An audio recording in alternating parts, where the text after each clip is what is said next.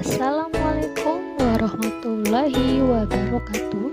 Kembali lagi dengan mata pelajaran bahasa Indonesia. Ayo belajar bahasa Indonesia.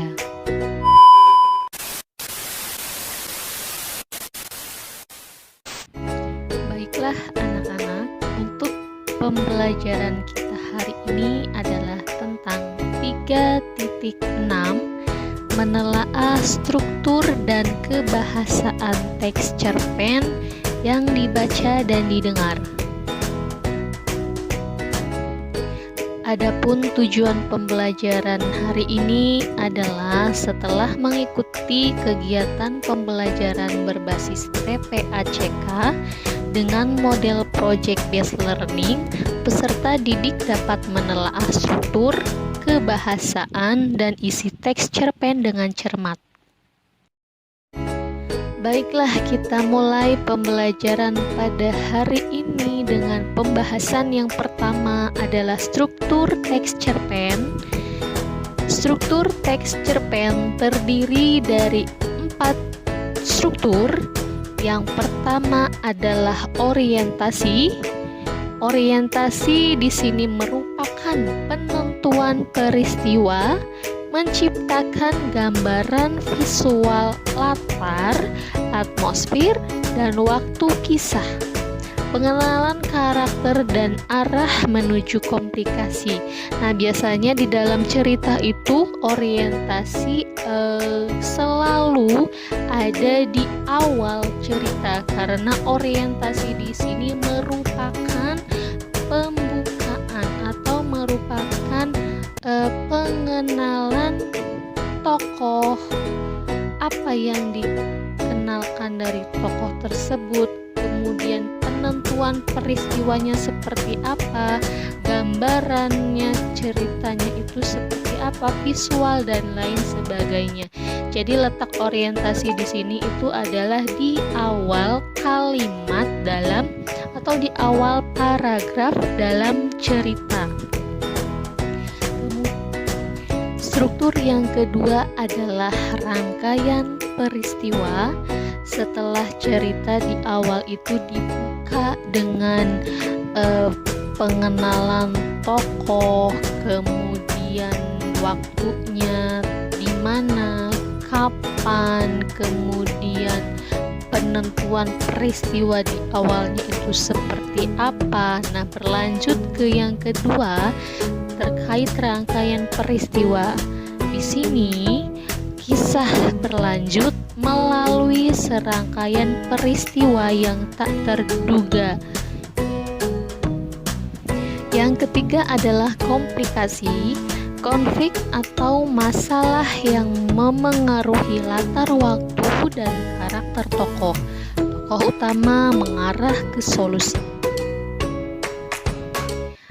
Struktur yang ketiga adalah komplikasi, merupakan konflik atau masalah yang memengaruhi latar waktu dan karakter tokoh.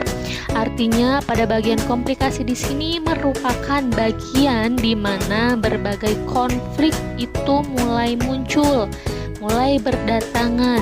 Konflik dapat berupa masalah, pertentangan, atau kesukaran bagi tokoh utama mulai diperlihatkan. Bagian ini menjelaskan bagaimana sebab akibat konflik yang terjadi antar tokoh. Biasanya komplikasi juga mulai membentuk, mengubah, atau memperlihatkan karakter tokoh yang sebenar-benarnya pula. Jika dalam bagian orientasi tokoh tidak benar-benar keluar wataknya, nah di bagian komplikasi di sini mulai dapat terlihat jelas. Struktur yang keempat adalah resolusi, merupakan solusi untuk permasalahan yang ada.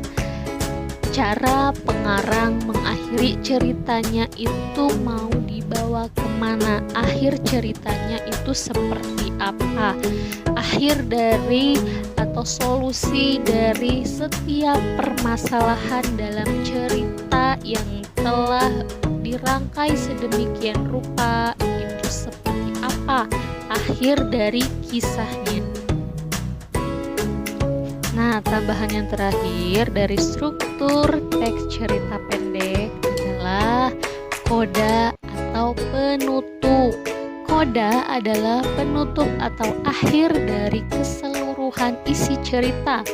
Bagian koda dapat berisi kesimpulan dari seluruh cerita seperti interpretasi penulis mengenai kisah yang disampaikan.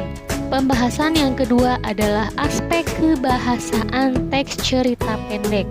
Aspek yang pertama adalah sudut pandang pencerita. Sudut pandang di sini terdiri dari dua sudut pandang. Yang pertama adalah sudut pandang orang pertama. Ini biasanya ditandai dengan tokoh, aku, atau saya. Dan yang kedua adalah sudut pandang orang ketiga. Biasanya dalam cerita itu ditandai dengan tokoh dia, mereka, atau nama tokoh dalam cerita itu sendiri. Kemudian yang kedua adalah aspek dialog, menunjukkan waktu kini dan lampau. Aspek yang ketiga adalah kata benda khusus, artinya bermakna kuat dan khusus. Contohnya beringin atau trem besi, atau artinya itu pohon. Aspek yang ketiga adalah uraian deskriptif yang rinci. Deskripsi yang digunakan untuk menggambarkan pengalaman, latar, dan karakter. Kemudian yang kelima adalah penggunaan majas. Selanjutnya adalah bagan atau gambaran dari struktur teks cerpen itu seperti apa. Nah, di sini bentuknya seperti segitiga. Di bawah itu ada posisi orientasi. Nah, di sini di awal ceritanya itu awal cerita dimulai dari orientasi pada bagian bawah bagan. Karena orientasi dalam cerita itu dimulai dari perkenalan atau memperkenalkan tokoh, waktu, latar, dan lain sebagainya.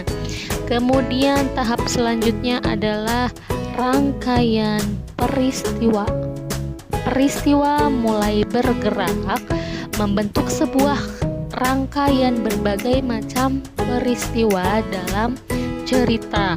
Kemudian semakin banyaknya peristiwa, nah tahap tertinggi adalah komplikasi, karena komplikasi di sini sudah mulai semakin bergerak ceritanya karena sudah bermunculan berbagai konflik atau masalah. Semakin ceritanya itu memiliki rangkaian permasalahan, kemudian harus ada yang namanya penyelesaian.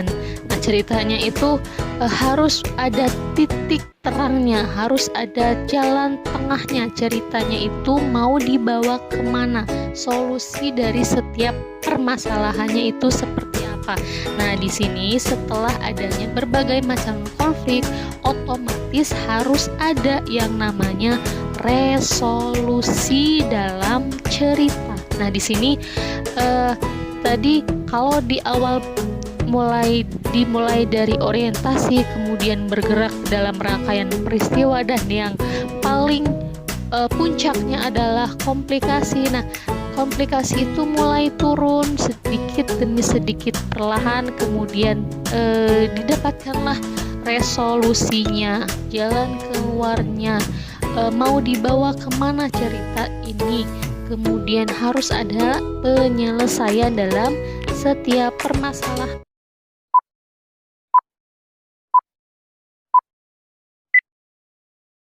Sekian materi yang bisa disampaikan pada hari ini. Assalamualaikum warahmatullahi wabarakatuh. Terima kasih.